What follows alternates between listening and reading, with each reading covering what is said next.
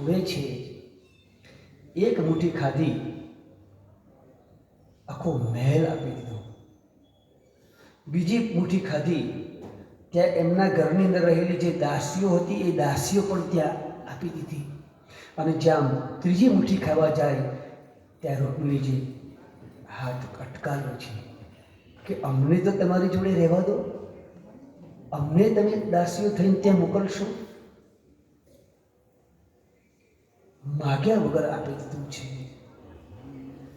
જ્યારે સુદામાએ એમ કહ્યું કે હવે મારે તરત જ કહ્યું છે કે હા રોકાવ એવું કહ્યું જ નથી, કારણ કે ખબર હતી કે ના ધર્મપત્ની સુશીલા જ્યાં સુધી એ ઘરે નહીં જાય ત્યાં સુધી એ જમશે નહીં. એટલે પતિવ્રતા, જ્યાં સુધી પતિ જમે નહીં ત્યાં સુધી એ જમતા ન હતા. એટલે ભગવાને તરત મોકલી દીધા છે. અને જતી જતી વખતે કહ્યું કે સુદામા મારું પિતાંબર આપતો જા, મારું ઉત્તરીય વસ્ત્ર આપતો જા, અને તારી આ પોતળી પહેર. સુદામાને મનમાં એવો વિચાર થયો કે સારું કર્યું કે મેં આની ભાઈએ કશું માગ્યું નહીં. જો માગ્યું હોત તો ભગવાન દરેકની પરીક્ષા કરે છે. હો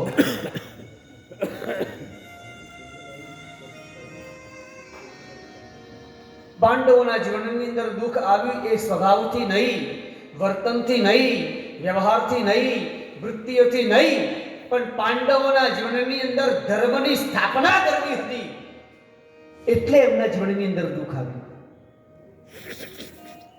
જેના જીવનની અંદર ધર્મની સ્થાપના કરવી હોય, ધર્મ, ત્યારે દુઃખ આવે છે. મિત્ર દુઃખ નથી આવતું. ભગવાન જાણે છે કે આ જ જીવનની અંદર હું દુઃખ આપું તો ધર્મના માર્ગની અંદર જ ચાલશે અને આખા જગતની અંદર ધર્મ પ્રમાણે એ ચલાવશે.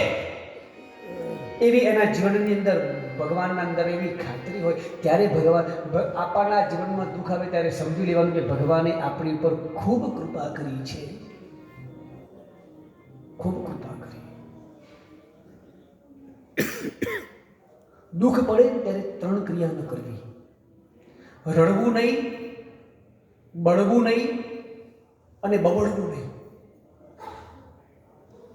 આપણા દુઃખની વાત કોઈને કરવી નહીં, ઠાકોરજી આગળ કરવી, અથવા તો કોઈ આપણને થાય કે આ સંત છે, સંત આગળ. બાકી તમે જેને આગળ દુઃખની વાત કરશો એ જ તમને ડબલ કરી આપશે, ડબલ.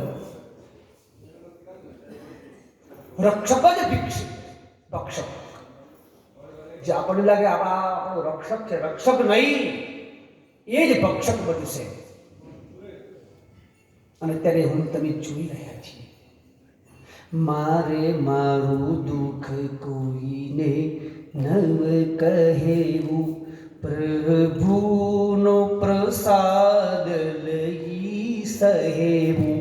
મારે મારું દુઃખ કોઈને નવ કહેવું. ભગવાનનો પ્રસાદ લઈ એને સ્વીકારી લેવું. સુદામા ત્યાં ગયા પણ એમનું ઘર તો દેખાતું જ નથી. એમને એમ થયું કે મારી ઝૂંપડી ક્યાં ગઈ. અને એ વખતે એમના ધર્મપત્ની સોનાની સાડી પહેરી, સોનાના થાળીની અંદર સોનાની, બધું સોનાનું, બધા જે થાંભલા હતા બધા જ હીરા, માણેક, મોતી.